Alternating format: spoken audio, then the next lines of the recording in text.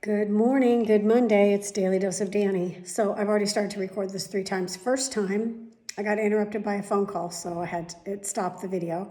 Then I restarted it, and I got interrupted by the sound shade guys who were here working. So I'm back. Let's start over. First of all, I'm wearing a hat that says I'll bring the wine. FYI, I will never bring the wine. I don't drink wine. If you need me to bring wine and you ask me, I'll bring wine. It'll be a great wine, but I'm not drinking wine. And I'm wearing this because I knew I was going to have workers in the house, and I thought this would just be easy to go, what could I help you with? Kind of a thing. Plus it covers up my décolletage, which is very réglage. Anyways, I bought these hats. There's 6 of them. They all have different sayings on them. I've worn a few of them, maybe most of them, maybe 5 of the 6. I bought them for the friend get-together that never happened. And some of my friends like wine, so they would wear this hat and feel proud that they were bringing the wine. If they ever come to visit, if we ever get out of sheltering and they come, everyone can have their own hat, okay? All right, so got a lot of stuff to go over. First of all, I'm going to talk about Elon Musk. No offense to people that drive Teslas and think he's great. He's not, though. He's an asshole. The guy's ego is so fucking big. He's just such a dick. And he's one of those people who's like so brilliant, and I respect the brilliance, and I understand that a lot of really brilliant people are actual assholes. Like there's a lot been written about Steve Jobs and, other people like this. Here's what I have to say about him, Elon Musk, that is. So he just had a child with some singer who only has one name, who I've never heard of. This is not his first child. He's got other kids with other people, like 2 sets of twins and stuff, whatever. He's prolific. His progeny is large. But he had this baby, I think it's a boy, and he named it some weird fucking thing with a bunch of symbols and numbers and stuff. Why? Why the fuck would you do that? This is an innocent child. Give him a regular name. He's going to go to school, and what are they going to call him? They're going to bully the shit out of him. Just call him something normal. George, Henry, Frank, John. You're not that cool. Nobody wants to see your kid with a weird name. And the state of California doesn't allow that. You're not allowed to have a name that's made up of numbers or symbols. He wants to change the law. Of course he does. Oh, yeah, me. Anyways, he bugs the fuck out of me. I have cat hair on me, but don't judge me, okay? It's just cats. Cats are here. My cat lives here. So anyways, that pissed me off to no end because I just think it's cruel. And then, a month ago, I don't even know what month we're in or how long this shit's been going on, but he converted the Tesla factory to make ventilators, and he was in the spotlight, and we were all, thank you so much, Elon Musk, you billionaire philanthropist. Now he wants his company back to work making cars. Get the Tesla plants open. He called his people back to work. People came back to work. The parking lot was filled with workers, some, many, all. I don't know how many came up or showed up or whatever. And no, that's like phase 4 of our back to work plan in the state of California. We're on phase 2. So he threw a little shit fit, and he's like, I could move my plant to Nevada or Texas and not have this problem. Bye-bye. GTFO, get the fuck out. I don't care. I can't stand him. He's just an egotistical asshole. I don't care how much money he has or what nice things he's done. Essentially, he's a dick. So bye. Anyways, that's it. I don't want to talk about it anymore. He's on par with 45 as far as I'm concerned. When you're in the spotlight, you're happy. When you fall out of the spotlight for 5 seconds, no one cares about you, then you create a ruckus so you can get back in the spotlight. It's infantile, and he bugs me. It's Grad Month, people. This is graduation month. Our kids should be graduating. We should be having our announcements go out, all that. So I'm going to put up pictures of my grad because she's amazing. Let's start with I'll show you all the pictures. Okay, there's one. Pretty girl. This is my favorite. I love this. I love this outfit. I love the shoes. I love the jeans. Cute, cute, cute. Then we have this one, which is, I call Crouching in the Vineyard. She loves this photo. Her grad ad that I made for the yearbook is actually with this picture. She's going to love it. Then this is standing in the vineyard in that same cute outfit, which I don't think she's ever had any of these clothes on since the photo shoot, which is weird, I think. This is the yellow dress, the famous yellow dress, which some of you will get this picture in your grad announcement. It's the coolest dress ever. And this is also the yellow dress, which is very cool. My mother-in-law got her announcement yesterday at Mother's Day, and she said, Leah, I know it's your hair, but it almost looks like it's extensions. It's so pretty, and it's so true. But she's gorgeous. She's pretty. This is my favorite. Now, people are like, why would you want that as a grad picture? You can't even see her face, but it's just the concept of how beautiful this is. I just love it. It's so artistic. This is her, too. Cute as a button. Oh, my gosh, she's so pretty. This one, another good one. She's just a natural beauty. And then this, which is, she actually wore this skirt yesterday on Mother's Day, which if you saw the picture on Facebook, that's why it looks familiar. So yeah, yesterday was Mother's Day. I got some cards for my kiddos. Where are those cards? I moved them over here. See, everything's out of order because I had to restart. Let me read you some shit. This is from Grace. Mom, how do I begin to thank you for the precious gift of your love? No matter how many times I fell, no matter what challenges I caused you, no matter how many times I cried, you were always there for me. Your love never faltered, but guided me through the darkness like a glowing lantern. I'm so grateful for the light you bring to my life every day. You're a blessing beyond words. And then she gave me a butterfly necklace. Sweet. Leah said, you're like a cool mom. Totally. Happy Mother's Day. And she calls me Mommy. I love you so much. You are the strongest person I know, and I'm so lucky to have you as my mom. I can't wait for you to come visit me in college every month because I'll miss you. And talking on the phone. I feel like we have gotten a lot closer, and it makes me really happy that you are my best friend. Haha. Love, Leah, your favorite child. That's Leah, and that's Grace. Leah got me like little pajamas and a candle. Sweet. Sweet, sweet, sweet. Okay, so long time ago, last year, we still lived at the Montecito house. Boyd and I stayed somewhere. I don't even know where we stayed. But I got a sample of this deep sleep pillow spray.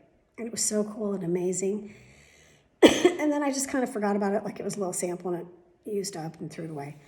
And a few days ago, maybe last week, I was texting with my friend because she's into packaging, and I sent her pictures of this really cool packaging. And she sent me some other things that are packaged great or that are good products. And one of them she mentioned was the Deep Sleep Pillow Spray, and it reminded me of how much I loved it. So I ordered it, got it, started using it. Life-changing. I'm sleeping so well. You can't believe it. Even Boyd, who hates this kind of hippy-dippy shit, it's changed us. And for my friends who are into this shit, and I say shit, and that's so cruel, who are into this, it's 97% sleep better, 89% fall asleep faster, 98% felt more refreshed in the morning. It's clean, 100% fragrance, natural fragrances, 100% pure essential oils, free from all this other shit, GMOs. It's 99% natural. Anyways, here's the fragrances. It's lavender, vetiver, and wild chamomile. So you spray it on your pillow, then you go to bed. I can't believe it. My sleep is so great. It's deep. It's slumbering. If I get interrupted, have to get up and feed Thomas or something, I come back into the bed, give a little sniff of my pillow, and I swear I fall right back to sleep. Boyd and I are so refreshed. The last 3 nights we've slept so amazing. It's this. Deep Sleep Pillow Spray. You can order it on Amazon. Get it. Okay, there's an app to track your COVID-19 symptoms. You can download it on Android and Apple. And it's like for contact tracing and all that stuff. And I have it. My sister has it. I don't know, maybe all the sisters have it. Some of my friends have it. And you just log in every day and update your symptoms. And it's important for the research. We all need to be part of the research. So don't stress out that, oh my gosh, they're following me. They're following you everywhere. Anyways, okay? It's happening. Get the app. If you need a link to the app, let me know and I'll give it to you. Okay, 60 Minutes was on last night. I don't know who watched it, but there were 3 stories. There's always 3 stories. I actually, in this moment right now, cannot remember a single story except the story about the ghost guns because it just, oh my God, it hit me hard. So, and California, of course, is the biggest offender of ghost guns. So let me explain ghost guns. You can order this kit. They mail it to you and you put together a gun.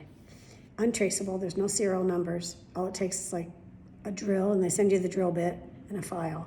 And you put together a gun, you have a gun. And there's stores that sell ghost guns. They sell the kits. Okay, what the everlasting fuck is wrong with people? What is with the goddamn gun obsession? And with this COVID-19, guns, The gun obsession has gone off the deep end. I just can't with that. So, if you didn't watch it on 60 Minutes, it was really scary, shocking, horrifying. Ghost guns, it's a thing. I don't want it to be a thing, but it's a thing. So, that's the 60 Minute story that I can remember. The other two I can't remember. One was about, I just can't remember what they were about.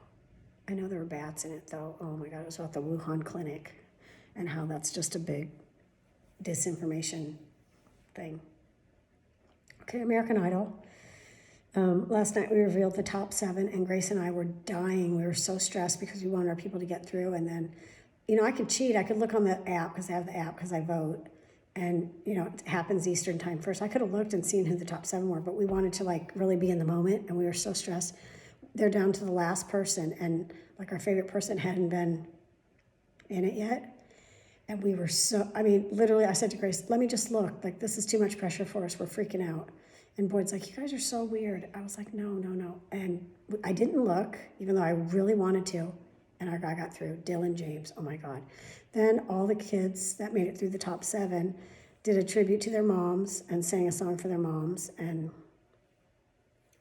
I don't know if you're not watching American Idol, this is meaningless to you, but it was so great. A lot of tears were shed on my couch. I talked about this before, that Dead to Me season 2 was out, and Grace and I binged it in 3 days. Oh my God, it was so good. The ending, oh my God. The ending was like the ending to the season finale of A Million Little Things.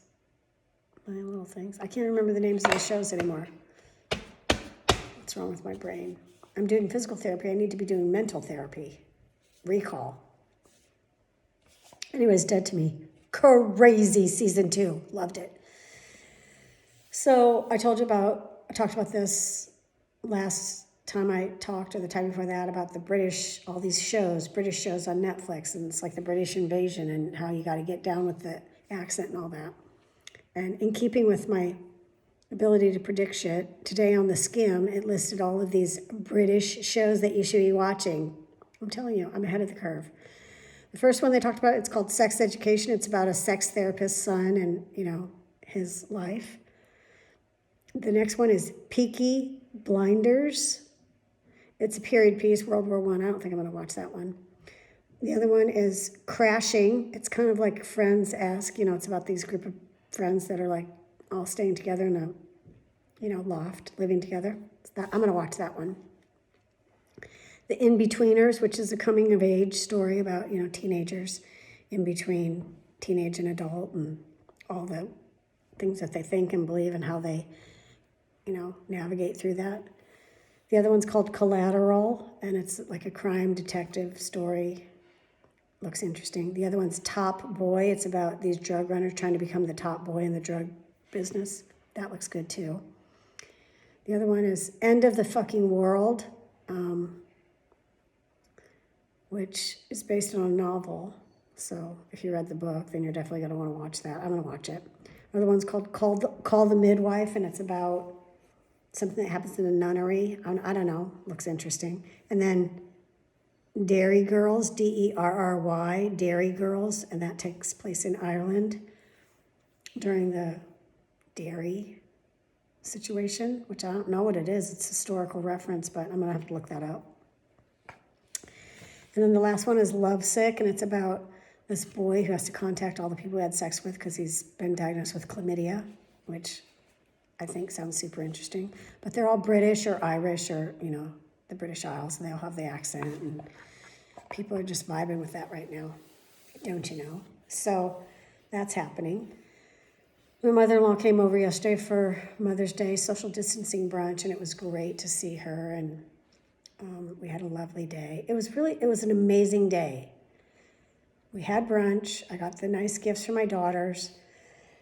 Everyone was kind. No one fought. And then the rest of the day, it was sort of sunny, but it was windy, but it was nice, but it wasn't nice.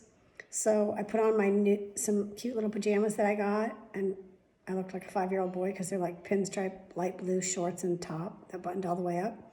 And I wore those, and I had my AirPods in and listen to my books. I finished Lie With Me, which was the one about the gay lovers.